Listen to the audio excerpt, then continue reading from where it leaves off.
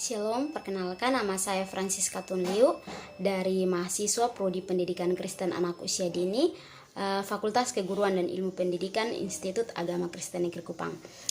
Saya adalah mahasiswa semester 6 kelas A. Nah, di sini saya akan meresum buku teknologi dan informasi pada pendidikan anak usia dini.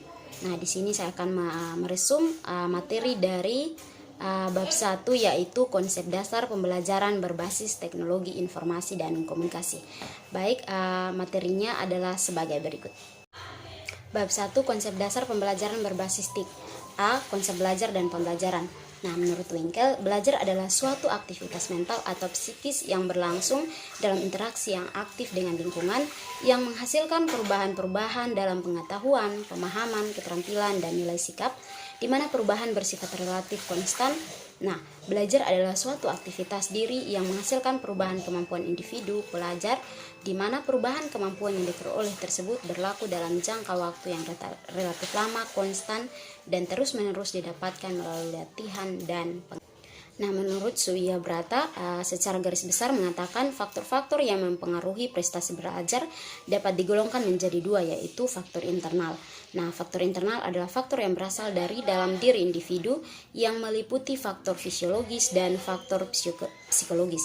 Dan faktor yang kedua adalah faktor eksternal, adalah faktor yang berasal dari luar diri individu yang meliputi faktor sosial dan faktor non-sosial. Nah, faktor fisiologis berasal dari keadaan jasmani diri individu itu sendiri.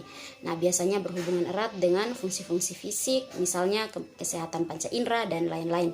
Nah, faktor psikologis berhubungan dengan hal-hal yang bersifat psikis, misalnya motivasi, minat, bakat, dan kemampuan kognitif. Nah, faktor sosial yang dimaksud di sini adalah faktor manusia atau sesama manusia. Nah, faktor non-sosial meliputi keadaan cuaca, udara, lokasi, dan tempat belajar, dan alat-alat yang digunakan untuk. Nah, bagian B, pengertian pembelajaran berbasis TIK. Nah, teknologi informasi mencakup segala hal yang berkaitan dengan penggunaan alat bantu untuk memproses dan mentransfer data dari perangkat yang satu ke yang lainnya. Nah, teknologi informasi atau TI dalam bahasa Inggris dikenal dengan istilah informasi teknologi atau IT, adalah istilah umum untuk teknologi apapun yang membuat manusia dalam membuat, mengubah, menyimpan, mengkomunikasikan, dan atau menyebarkan informasi. Nah, istilah TIK ini digunakan untuk menyebarkan berbagai media teknologi.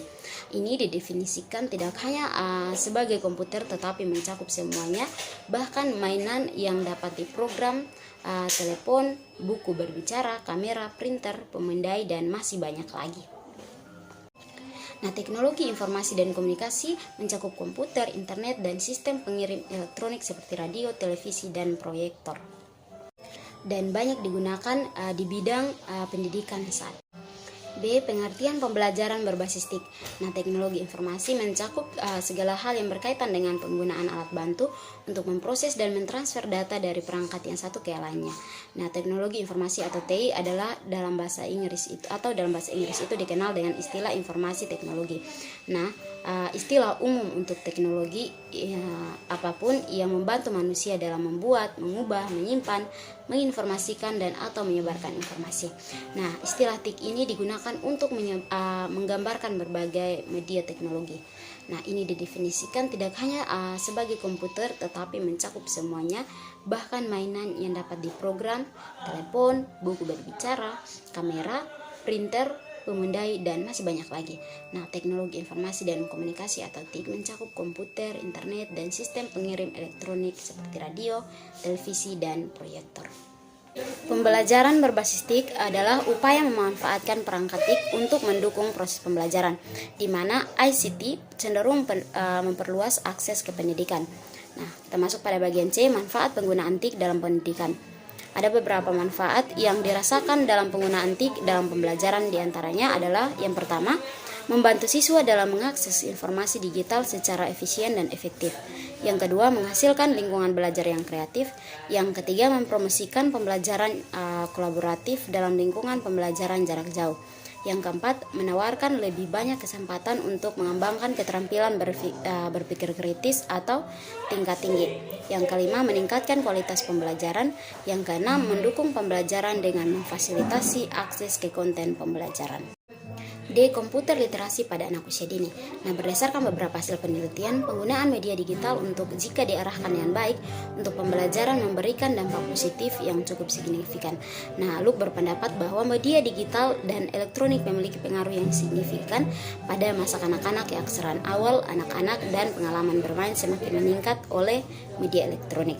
Nah, anak-anak dapat memulai belajar komputer sejak dini. Waktu yang tepat untuk memulai mengenalkan teknologi informasi itu pada anak usia 3 atau 4 tahun. Nah, anak usia dini sangat tepat dikenalkan teknologi informasi sebab memiliki berbagai kontribusi positif yang sangat menguntungkan dan mendukung optimalisasi perkembangan anak. Di mana anak yang dikenalkan dengan TIC sejak usia dini memiliki kelebihan perkembangan intelijensi, keterampilan motorik, berpikir logis, pemecahan masalah, kreativitas, imajinasi, dan penguasaan bahasa. Pendidik yang baik juga dapat menggunakan software yang dapat membuat anak bereksplorasi saat menggunakan perangkat informasi. Nah, program tersebut digunakan untuk membantu anak mengembangkan keterampilan sosial dan kerjasama tim, selain untuk memperkaya kosakata dan mengembangkan proses berpikir logis. Kita masuk pada bagian E, yaitu teknologi informasi komunikasi komunikasi di PAUD. Nah, teknologi informasi meliputi segala hal yang berkaitan dengan proses penggunaan sebagai alat bantu, manipulasi dan pengolahan informasi.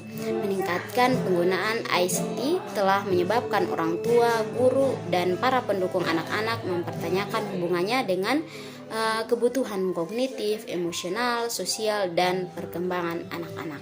Nah, berdasarkan fungsinya dalam pembelajaran terdapat 2 fungsi utama TIC, yaitu yang pertama teknologi informasi sebagai media pembelajaran dan yang kedua teknologi informasi sebagai sumber belajar dalam pembelajaran.